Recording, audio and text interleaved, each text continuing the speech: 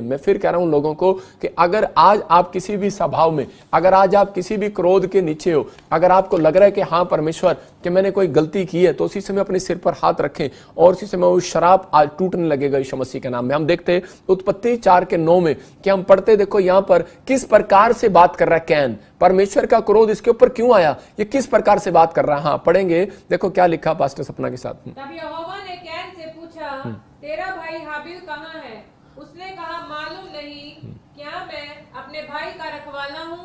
देखो यहां क्या बोल रहा है कि परमेश्वर ने कहा तेरा भाई कहां है, प्यार से तो पूछा था और कितने गुस्से में जवाब दे रहा, कह रहा मैंने ठेका ले लिया उसका, कह रहा मुझे क्या पता कहां है। लेकिन क्यों? क्योंकि ये गलती करके आया था, अपने भाई को मार कर आया था क्रोध में, गुस्से में। लेकिन उसी समय आज बहुत सारे लोग अपने ऊपर जो है कह रहा है कि क्रोध को ले रहे हैं। तब परमेश्वर ने कहा आज से तू भटकेगा, जो बिजनेस करेगा उसमें से 30% मिलेगा, चाहे कोई भी बिजनेस करेगा 30% मिलेगा।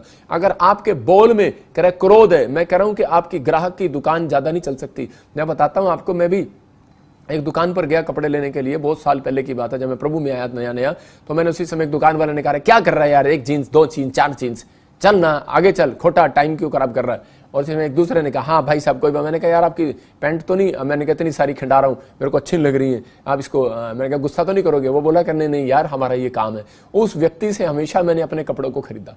मैं कह रहा हूँ कि आपके अंदर बिजनेसमैन को भी ये बात सीखना है, विश्वासी को भी सीखना है, पास्टर को भी सीखना है। अगर मूसा को क्रोध आया एक जगह पर, मूसा को लोगों ने जब पानी मांगा तो उसी समय उसने डंडा मारा पहाड़ी पर, उसने कहा कि हमें तुम्हारे लिए पानी निकालना होगा, मतलब थका हुआ था लेकिन गुस्से में बात बोल दिया। लेकिन परमेश्वर ने उसके गुस्से को बाईपास कर दिया मूसा के, और उसको कहा कि सुन मैंने तेरे गुस्से को मूसा मैंने बाईपास कर दिया। कह रहा क्यों? क्योंकि 1,20,000 लोग भूखे प्यासे मर जाते, कह रहा इसलिए मैंने तेरे गुस्से को बाईपास कर दिया। बहुत बार हम लोग भी गलतियां करते हैं, बहुत बार हम विश्वासी लोग भी गलतियां करते हैं, लेकिन परमेश्वर कह रहा है कि वो लोग भुगतते हैं, अपनी आशीषों में रुकावट पैदा करते हैं। अगर आज आप कहीं भी इस तरीके से बैठे हो और कह रहे हो पादरी पर इल्जाम लगा रहे हो, विश्वासी पर इल्जाम लगा रहे हो, या बाइबल पर या परमेश्वर पर इल्जाम लगा रहे हो, लेकिन परमेश्वर ने आज आपको वचन से क्लियर कर दिया, कह रहे कि आज आपको माफी मांगने की जरूरत है। आज रात के मैं कह रहा हूं 12 बजते ही, सुबह होते ही 1 बजे आपके काम खुलने वाले हैं यीशु मसीह के नाम में।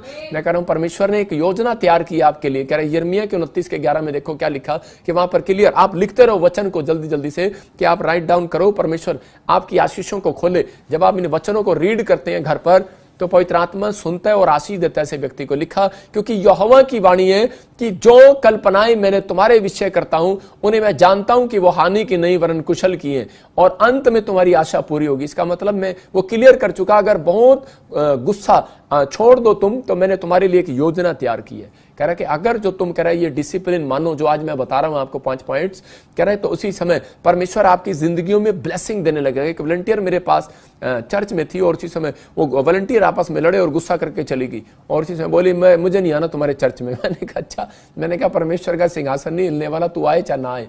लेकिन मुझे अंदर से अच्छा नहीं लगा, मैंने उसके लिए प्रार्थना किया, और थोड़े दिन बाद उसको क्या हुआ कि यूट्रस में कुछ रसोली हो गया, और उसके बाद वो फिर वापिस आई और उसी समय बोलने लगी प्रॉफिट जी मुझे क्षमा करो, मैं आपस में गुस्सा करके चली गई थी। और जैसे ही मैंने उसके लिए प्रार्थना किया, उसने अनॉइंटिंग वाटर ऑयल लिया और उसकी रसोलियां खत्म होगी और वो आजाद होगी। इसका मतलब क्या था कि उसके क्रोध के कारण परमेश्वर ने उसको शैतान के हाथ में पड़ने दिया।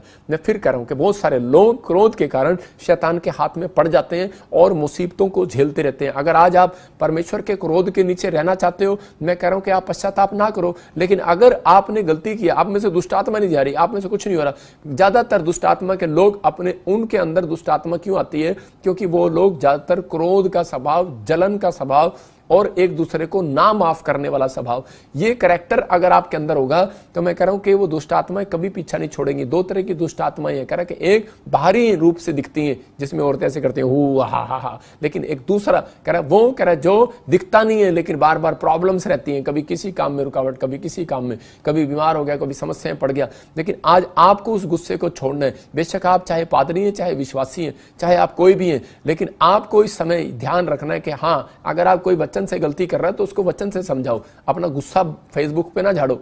परमेश्वर का आत्मा आपके जीवन में काम कर रहा है। अगर आज आप इस समय गुस्से में हैं, मैं कह रहा हूं कि आज ही आपका गुस्सा परमेश्वर शांत करे यीशु मसीह के नाम में। आपके बच्चों का गुस्सा शांत करे यीशु मसीह के नाम में। आपके परिवार का गुस्सा शांत करे यीशु मसीह के नाम में। और इसी समय पवित्र आत्मा आपको आशीषित करे यीशु मसीह के नाम में।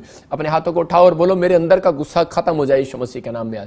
बोलो, मेरे अंदर का गुस्सा जाए। आप मम्मी का गुस्सा नहीं, डैडी का गुस्सा नहीं। पहले मैं देख रहा हूं जिनका नाम जे से और जी और NR से है,